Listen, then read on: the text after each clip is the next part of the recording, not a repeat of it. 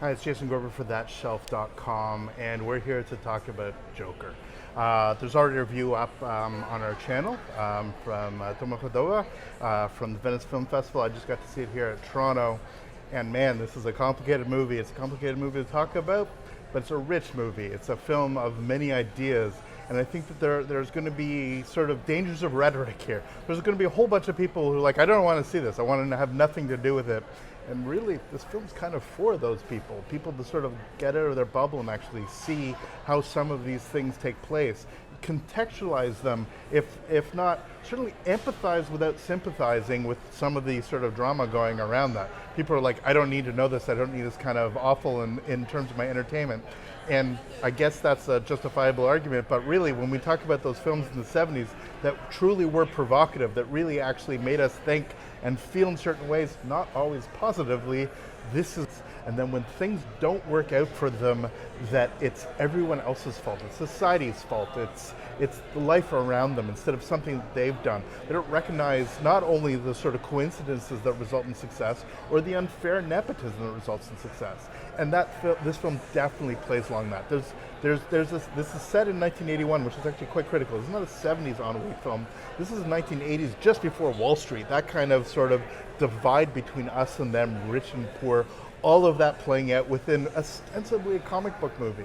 Now, what I actually really thought was strong about the film is that it maintains this sort of precision. The performance is obviously very extraordinary, very engaging in the lunacy, where you are bang people in the head with pencils going into their eye, and you don't know how he did it. It doesn't matter. He's just a force. He's a thing of energy. As Heath Ledger's character talks about, he's that dog that when he actually captures the bump of the car, doesn't know what to do with it because he's just chaos. This is a very human Joker, and because that is very, very unsettling. I think there will be plenty of people that go there that want to do so for ostensibly awful political reasons, to somehow justify their own hatreds and their own insecurities, and somehow feel that they're standing up to this buttress that's out to get them.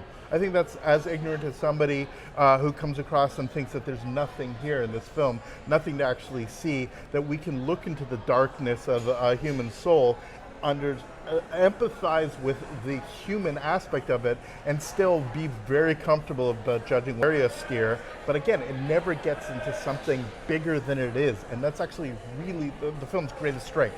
It's essentially a hybrid between art house and blockbusters. One reason it won Venice, it captured even those very, very art house savvy people.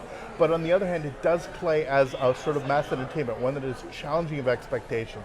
Look, if we can watch the RoboCops of this world, if we can watch these films and sort of get a sense of what's going on, even if people don't get it, I'm not worried about those people. People who are engaged in the film, who actually respond to the film, will recognize that it has things to say, and even if we're uncomfortable with some of those things say, or even question, I guess, why they should be said at this point in time, I put all of that aside. I think it's another secondary argument. The film exists with a very light shade of green in his hair, and the way the suits, the sort of the comfort in which he works. It's the same costume designer as Phantom Thread. Again, we have like incredible stalwart filmmakers doing this. And Todd Phillips, look, the Hangover films are actually much darker than you realize, especially by the time you get to the last one. There's some pretty heavy stuff that is saying about friendship, about Vegas, which didn't always work in the comedic structure. Here they actually work. And the cinematography is fantastic, the music is great. There's so many technical elements that really work, which again, there's no Nolan-like moment where the big ships come in and things get larger than life.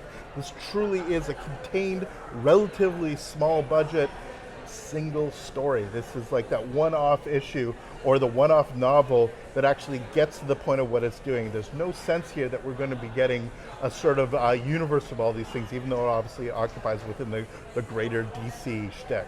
So I think Joker is a film to be contended with. I think it's an incredibly strong film. I think people will overpraise and underpraise it with equal measure, but I think that it's not even somewhere in the middle. I think that with a little bit of sensitivity to what's being taken place, and an openness to the story that it's telling, and a recognition that sometimes films can actually make you feel kind of terrible, and that's part of what they're doing, but they make you think.